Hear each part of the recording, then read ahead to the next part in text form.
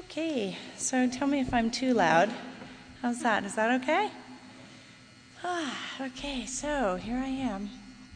My name's Laurie, and I'm an alcoholic.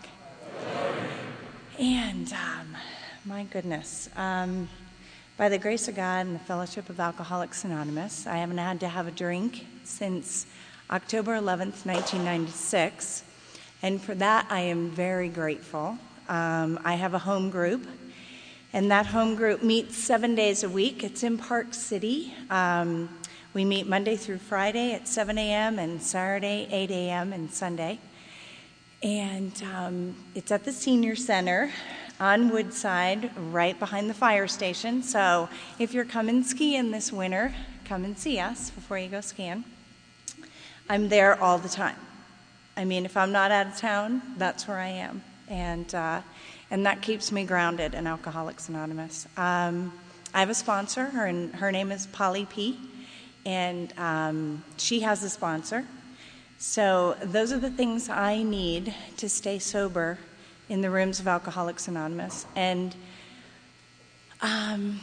let's see, where do I start? First, I want to thank John for inviting me here tonight, and also for taking me to dinner. Like, you guys take your speakers to dinner.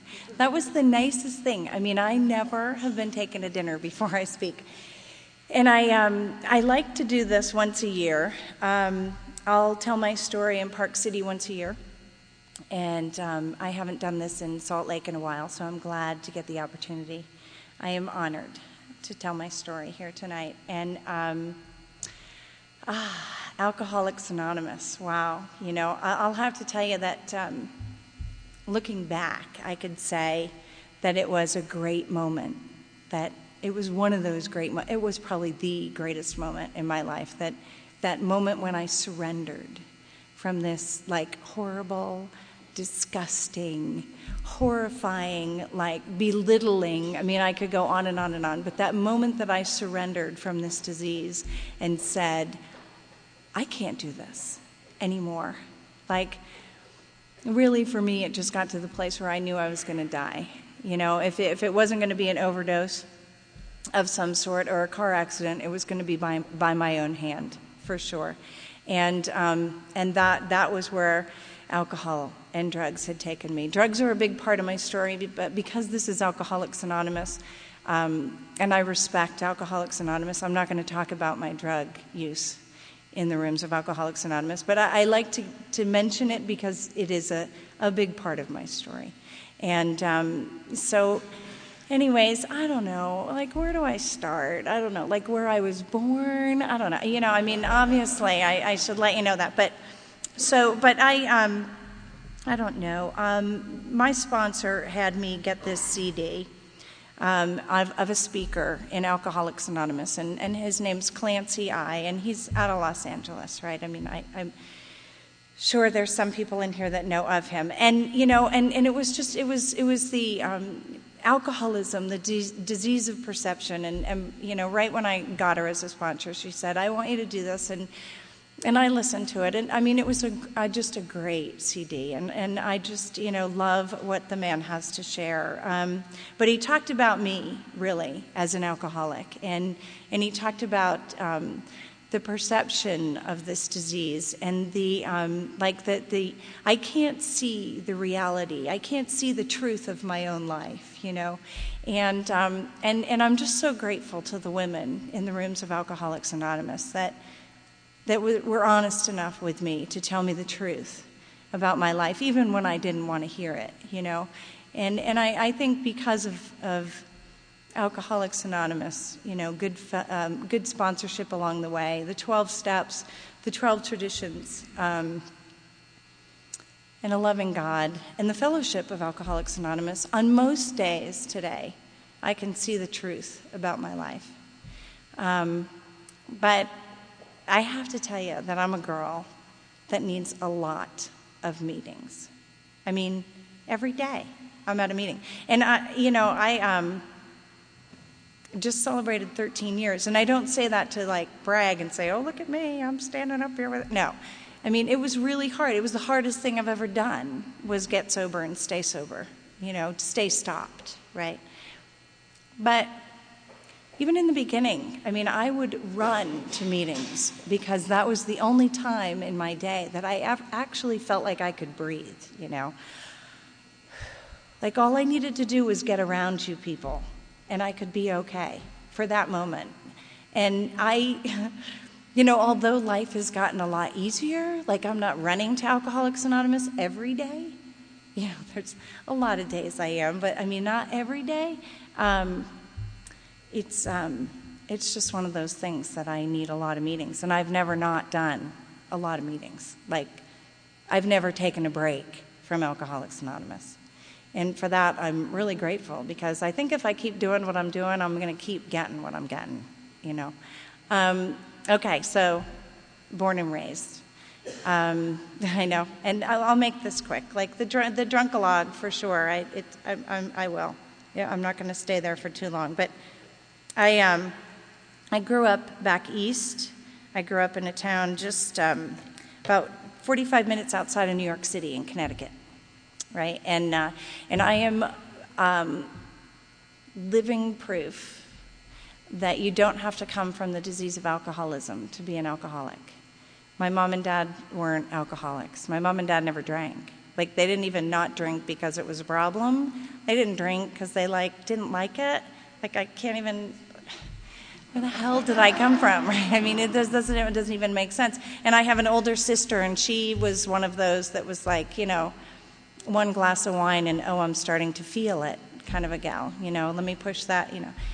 Like, that makes no sense to me. And then there's me, you know. So I didn't come from the disease of alcoholism. And but I am of the belief system that if you shake a family tree, one's going to fall out somewhere, you know. So there was, believe me, one in the bunch, I'm sure, somewhere. And, you know, and so, but, you know, I mean, don't get me wrong, because it doesn't, just because I didn't grow up in a household full of alcoholism, it doesn't mean that it was perfect, right? There were things going on, for sure, you know.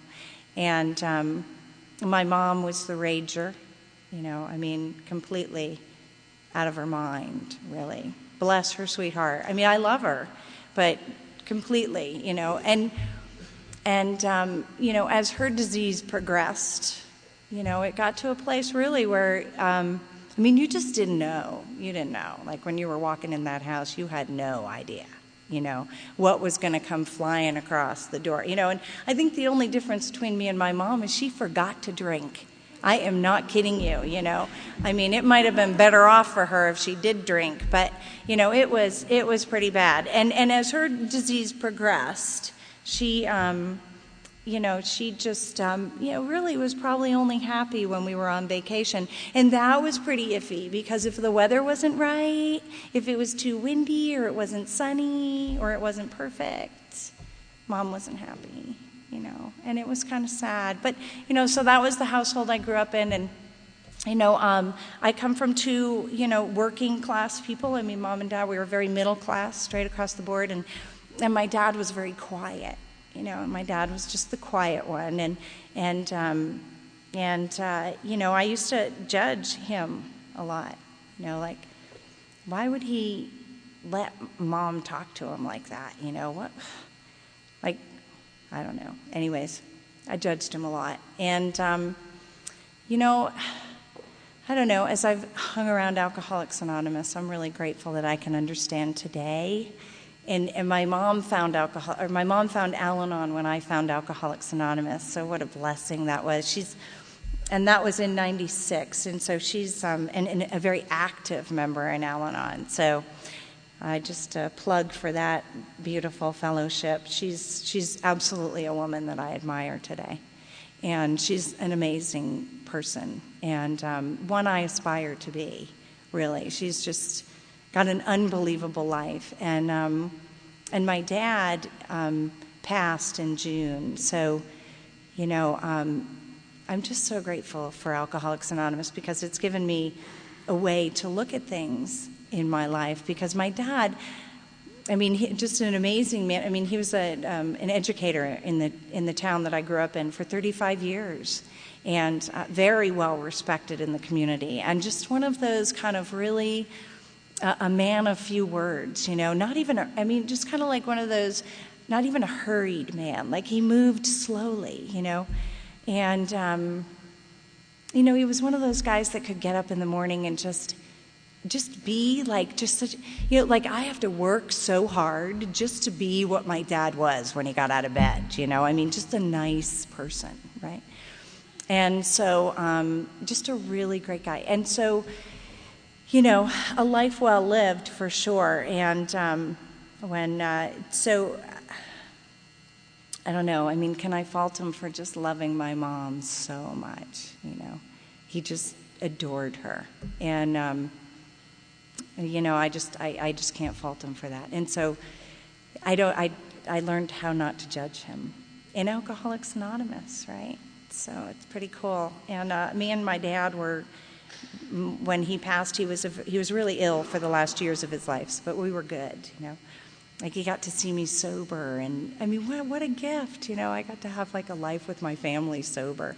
But anyways, okay, so I grow up back east, and I grow up in this family that was, to me, very boring.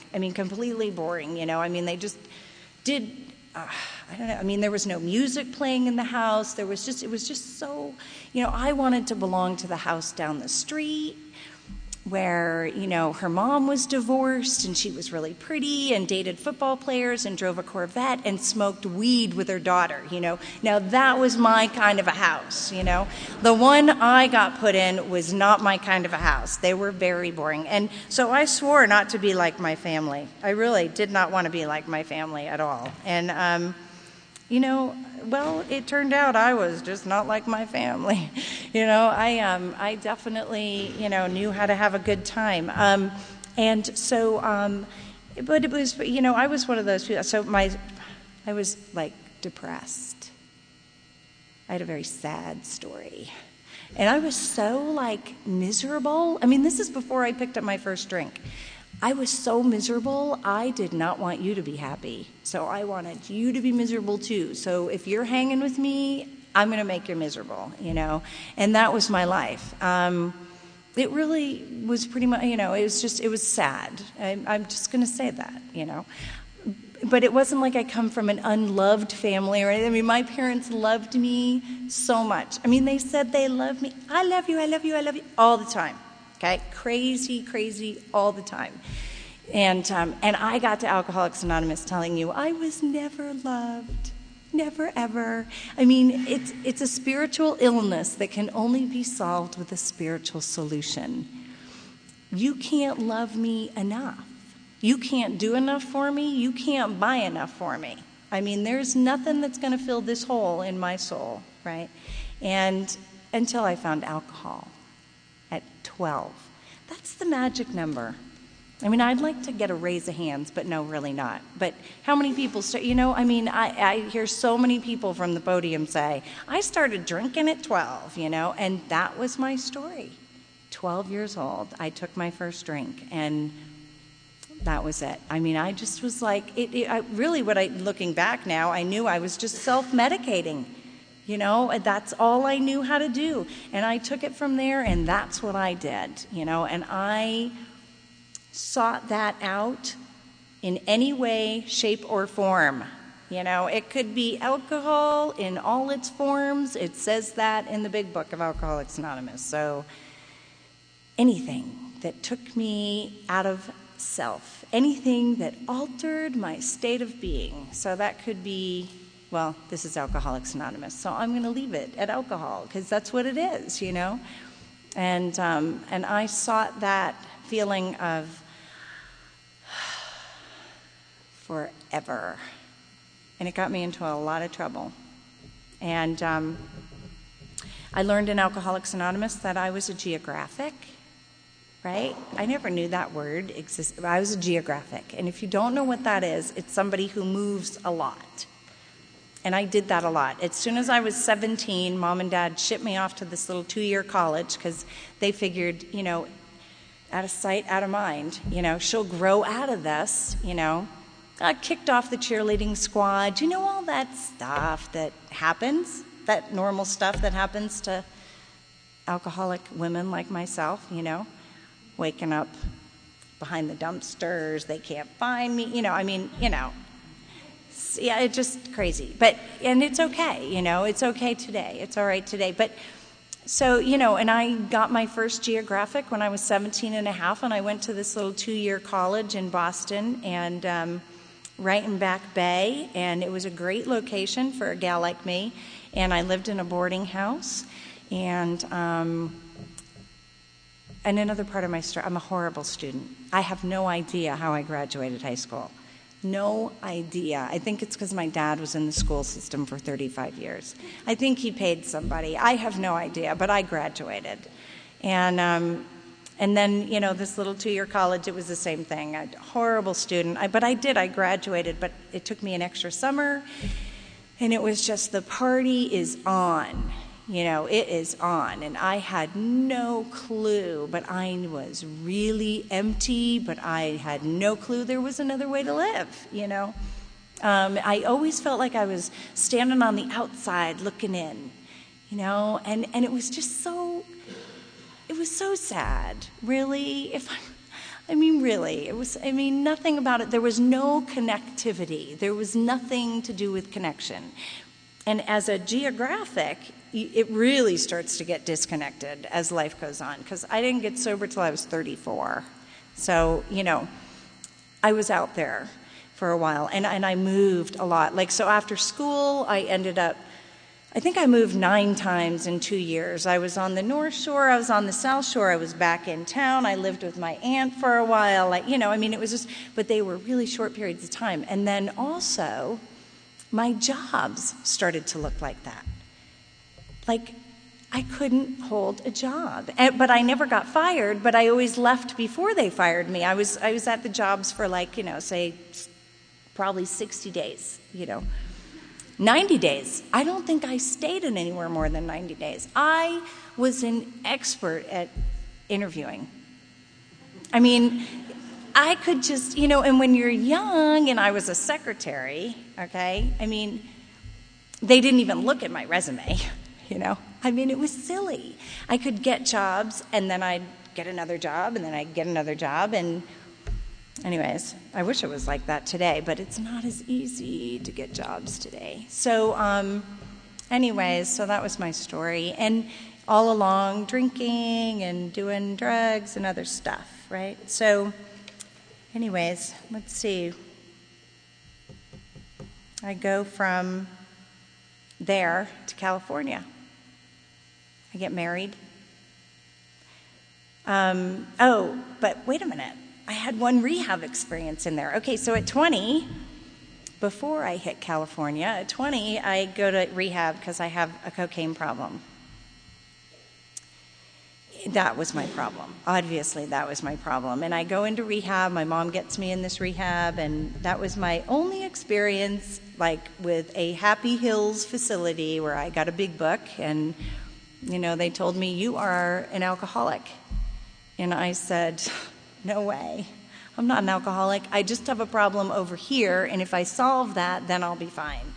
And I go through that rehab, and I, get out, and I go to a couple AA meetings for a little while, and I'm back at it. I'm drinking, and within probably a short period of time, I'm back doing my other stuff too. And I don't know, I just kind of slipped under the radar. I don't know how that happened. I just kind of went to rehab, came out, and kept drinking, and nobody paid attention to me. And I moved out to California and continued my deal there, and that was 5 years of just whatever. And then at 25, I met a guy, and he threw a really nice birthday party for me. And, I dated him for a little while. And then, we went out, and he got this big limo, and we went out for, dinner and, all that kind of stuff. And he gave away the last line. And that is not a really good idea with this girl. Again, I'm sorry to talk about drugs, but that happened to be what happened, and I really lost it. By this time I was really advanced in my disease, and I was really bad, and And he didn't realize what he really did. And, I got really mad, and I beat him up in a parking lot. I mean, beat the hell out of him, okay? Where people had to drag me off him, and his clothes were ripped, and it was bad. So the next day, I was living with him, and the next day he's telling me that I need to leave, and he said, you can live downstairs for a little while until you get yourself together, and he said, I'd like you to make a few amends, and I'd like you to go to an AA meeting. And I'm like, yeah, okay, whatever. And I did that, and that's when I peeked my head into Alcoholics Anonymous one more time, right? So this is my second time. But these are really just drive-bys, people. These have nothing to do with me sitting in Alcoholics Anonymous, getting a sponsor, doing, these are just little, I'm peeking in there. And, and that was in California, in Hermosa Beach, and I hear they have a really nice clubhouse out there.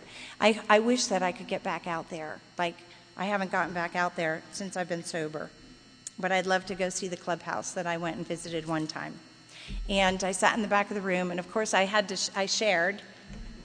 Like, I had a whole lot to share, right? But of course I shared, and I told my story that I beat the hell out of my boyfriend last night, and, I'm so ashamed, and I'm so, and they were like, keep coming back, and that was it. That was my one little sneak peek again at 25, and then, that afternoon I took a walk on the down there on the beach, and I looked up in the air and I said a prayer for the very first time, and I asked God to help me. Like, I didn't believe in anything, but I was raised Catholic, so I kind of knew something about that, right? So I just said a prayer and asked him to help me to stop doing drugs. And I did. I stopped doing drugs. That happened. I didn't stop drinking, but I stopped doing drugs. And for a long time, so that man married me. He didn't kick me out of his house. He married me. I guess I got better a little bit after I stopped doing drugs. And he married me. All his friends told him, do not do it. Do not marry this woman. Don't marry her. But he did. He married me. And we ended up having a child. We moved to Colorado and for a better quality of life. And, oh, God, I was just a mess by this time. Trust me. Now I'm really starting to see the effects of the booze because I'm not doing drugs. See, that drugs thing, it can really kind of make it can get kind of confusing, And so now I'm just doing the booze, and I'm getting nuts. And but we had a baby, so that was kind of a great byproduct of this relationship. And he's a great guy, really. He's a great guy. He just got himself wrapped up with a crazy gal. It was just, broke my heart. Well, broke his heart, because I ended up leaving him. Aaron was only like 2 years old, and I ended up leaving him because he was the alcoholic. And of course, I'm not. Well, he's not telling me. Nobody ever told. Do you know? Nobody ever told me that except that rehab told me I was an alcoholic. But either they were telling me and I wasn't hearing them, but I didn't hear it. And so I left him because he was the problem, and I was for sure that I was going to be all right if I left him, and that was the beginning. And Aaron was 2 at the time, and I moved from, we were in Evergreen, and I moved from Evergreen, Colorado to Winter Park, Colorado.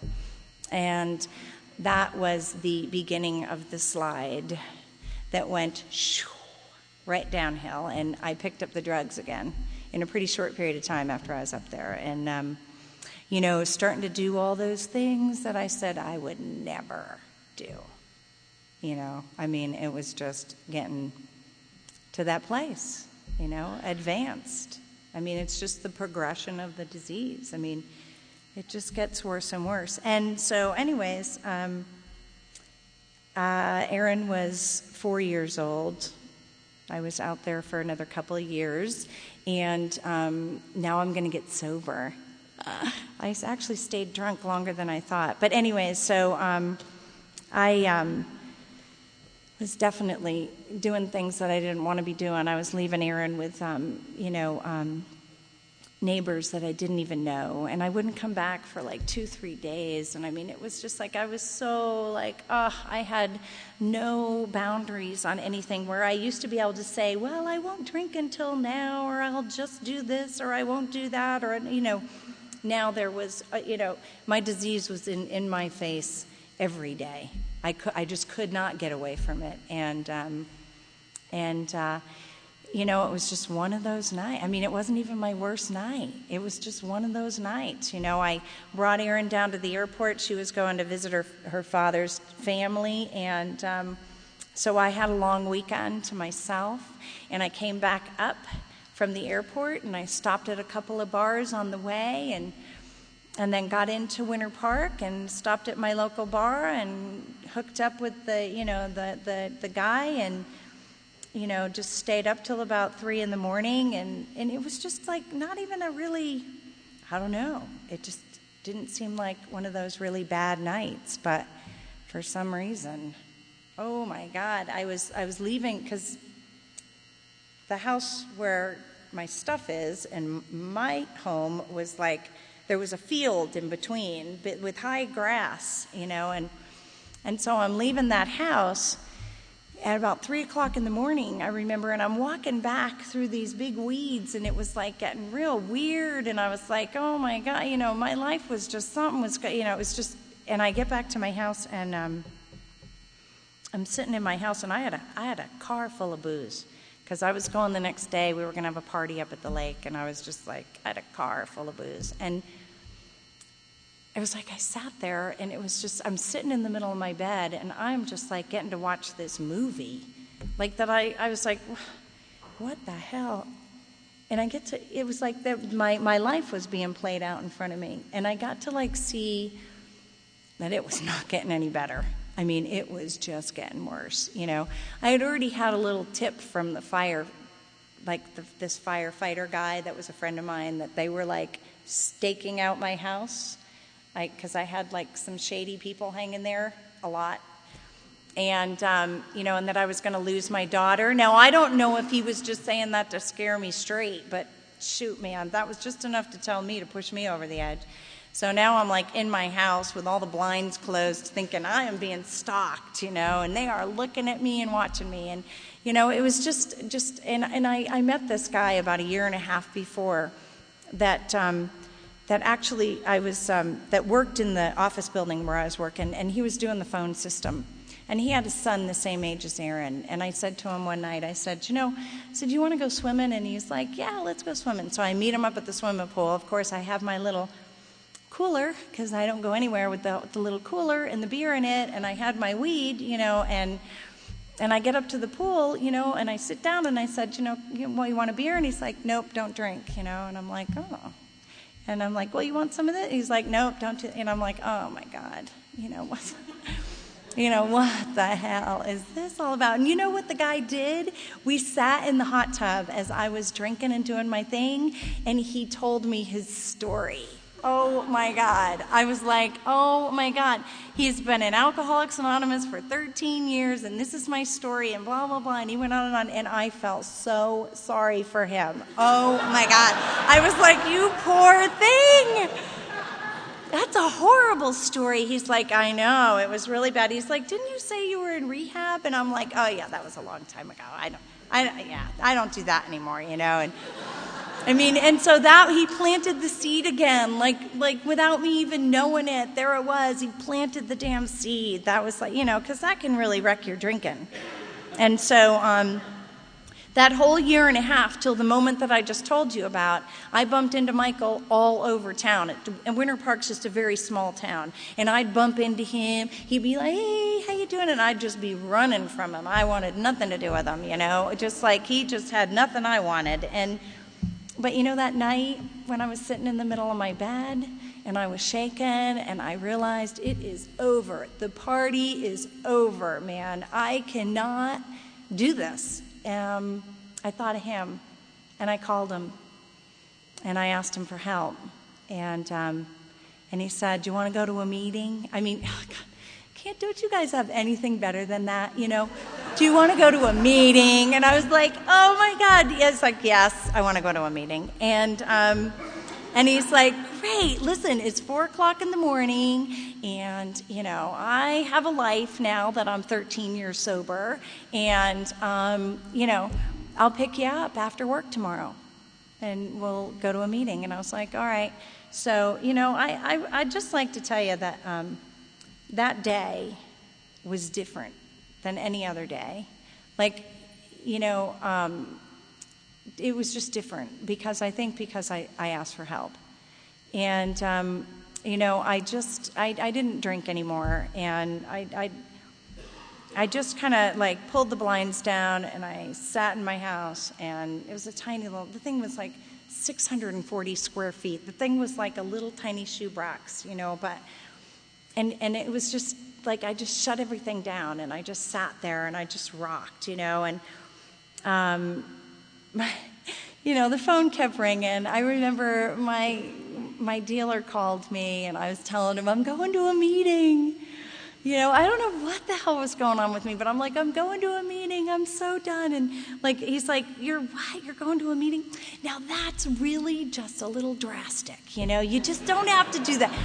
He's like, maybe just if you know, really, you don't have to do that. And this other girl called me because we were going to go to a party with all this booze, and I'm like, nope, I'm not going. You know, I'm going to a meeting. And she's like, you're not going to a meeting in Winter Park, are you?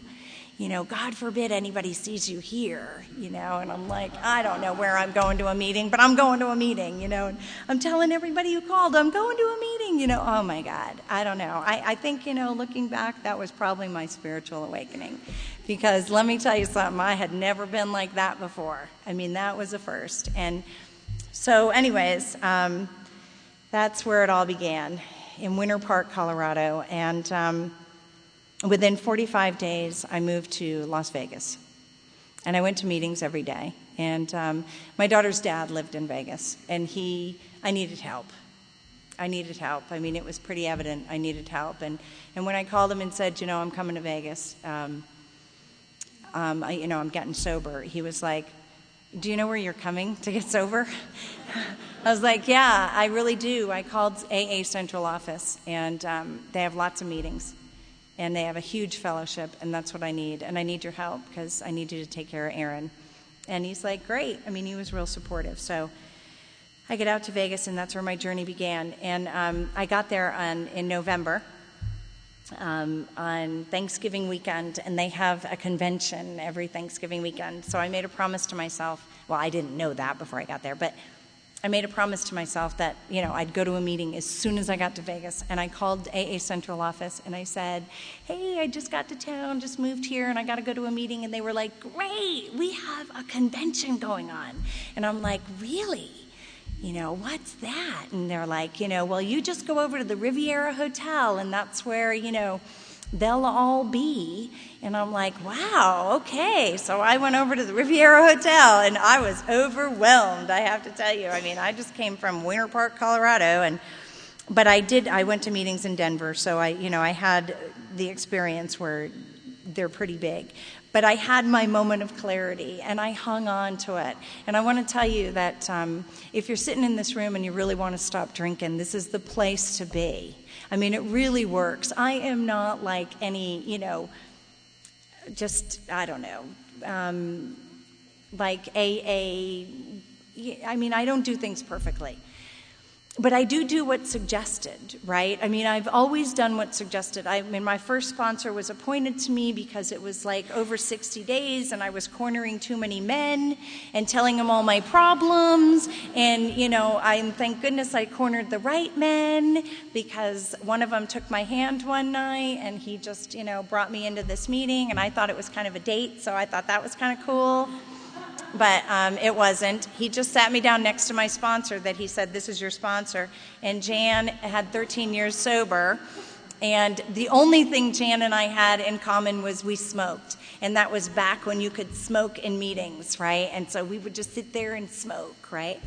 And she took me through the steps, and she was my sponsor for a while. And then that's where it just took off. And I really want to tell you that I got really fired up in Alcoholics Anonymous because I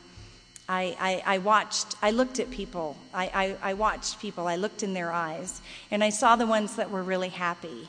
And there was this group in Las Vegas called the Floating Big Book on Friday nights, and now I think they've grown to be like the Pacific group, or not to be confused with the Pacific group, but they've grown really, really big. But back then they were the Floating Big Book, and they wore T-shirts that said the Floating Big Book, and they'd go into like hospitals and institutions, and they were smiling and they were laughing, and the reason it was the Floating Big Book was because it floated around from house to house every Friday night, and I just thought they were the coolest. I mean, they were just the coolest people, and they started taking me into Skid Row Detox up in North Vegas on Tuesdays and Thursdays at lunch, and like that was just a trip, and I just got hooked into Alcoholics Anonymous. And then I moved to Salt Lake 10 years ago. I mean, I was in Vegas for 3 years, and I didn't want to move to Salt Lake, but I had to because Aaron's dad moved here for a job, and I thought I could do it on my own again. And Aaron's getting older, but still it was really hard, and I had a full-time career, and I was working now. You know what we do when we get sober. You got to get responsible. I didn't want to get responsible, but I didn't want to drink, so I got the full-time career, and I'm dropping Aaron off in the morning at 6:30 at daycare, picking her up at 6:30 at night, and I was just like overwhelmed.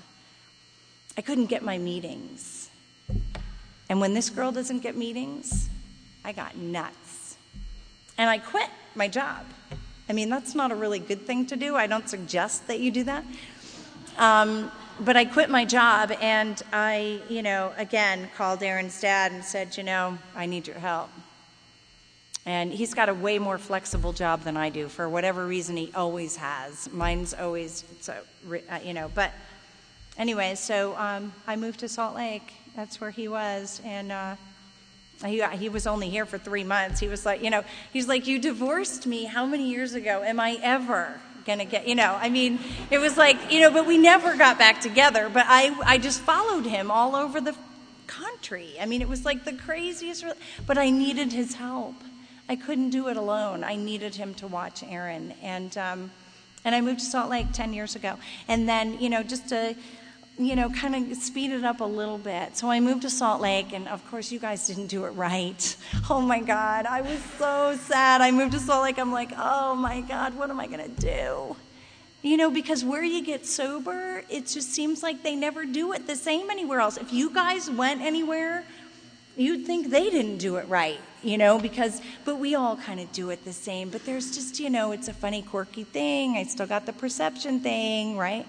But anyways, I never stopped going to meetings, so I just went to meetings. It's where I breathe. I mean, it's where I breathe. And so I'm going to meetings. I get hooked into a group, great group, and I do my thing here. And I start at 3.5 years sober. I got my first sponsee. Oh my God, that was so cool. She was 20 years old. She wasn't even of legal drinking age, and there she was in Alcoholics Anonymous. And she asked me to be her sponsor, so that was cool. And I've never not had a sponsor, by the way.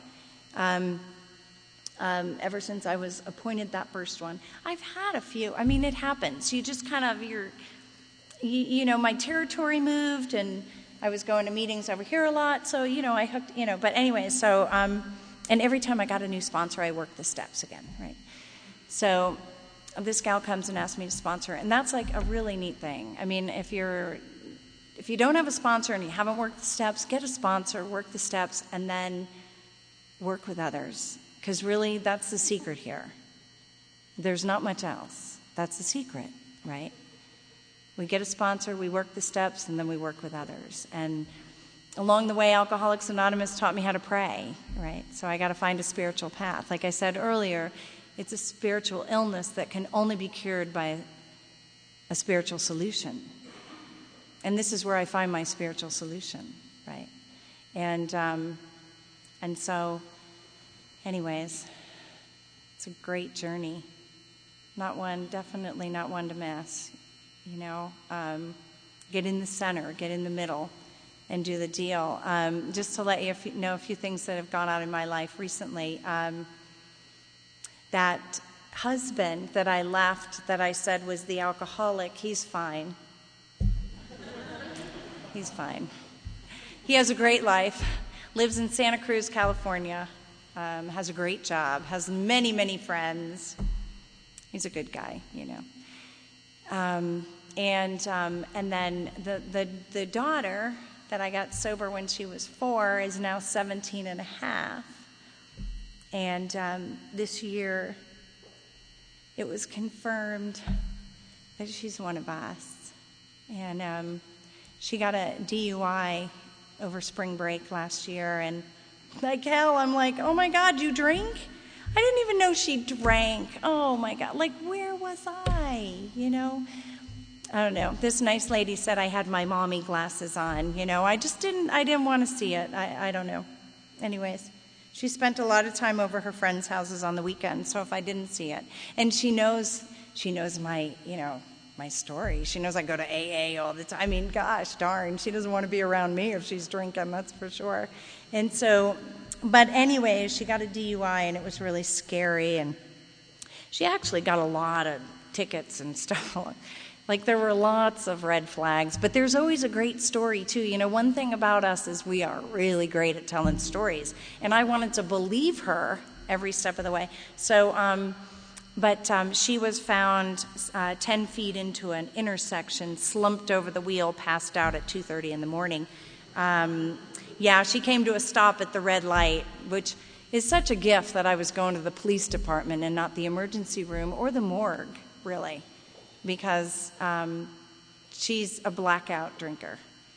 She's a periodic drinker, but she's a blackout drinker. Every time she drinks, you guys, 17 and a half, and she's like, I don't know if it's going to be the first drink or the fourth one, but I black out.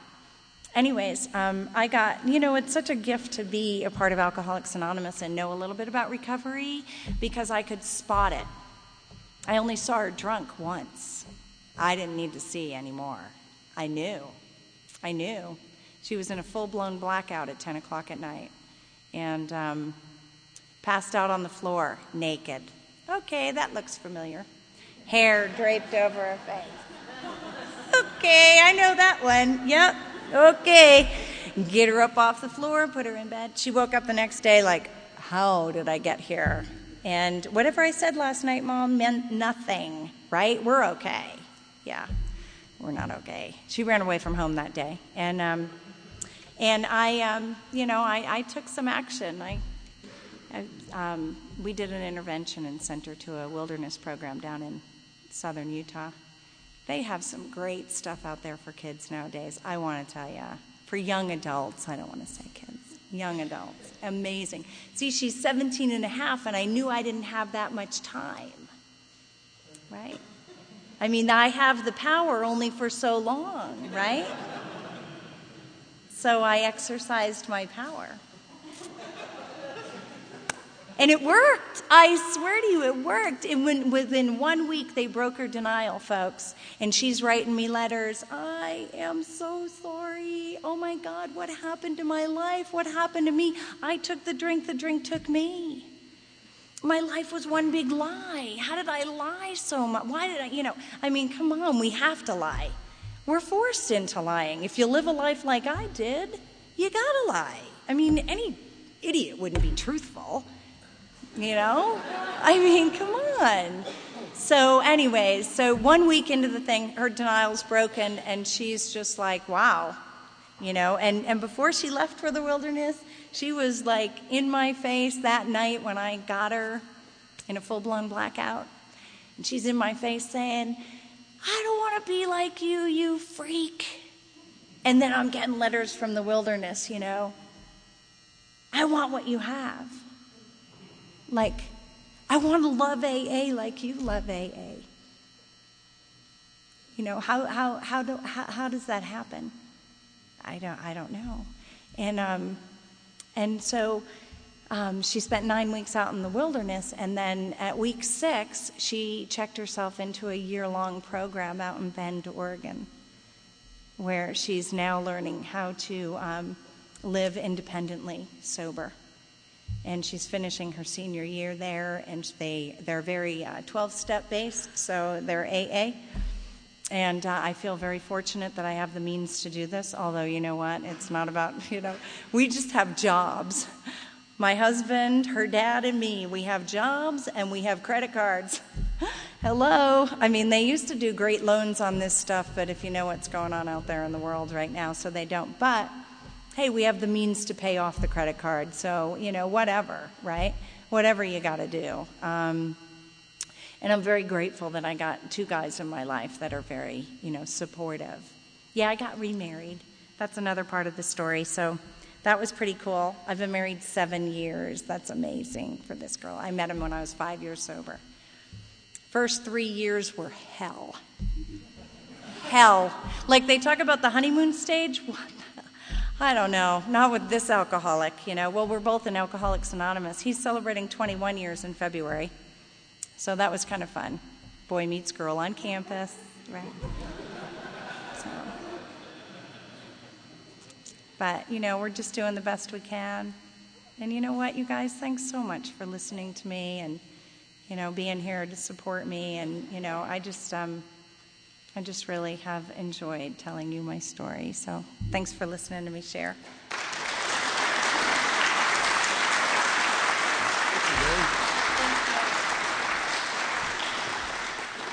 I hadn't thought of it for a long time. That detox in North Las Vegas, I think it was 2 nights. I don't even know. It's the most god-awful thing I've ever been through in my life. Let's give Laurie another hand.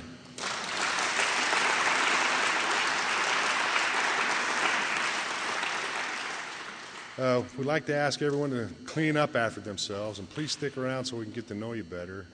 If you'd like to make this your home group, please see our secretary, Laurie, after the meeting. If you do not have a job in AA, see Jennifer. I don't know if she's here. Christy will fill in for her.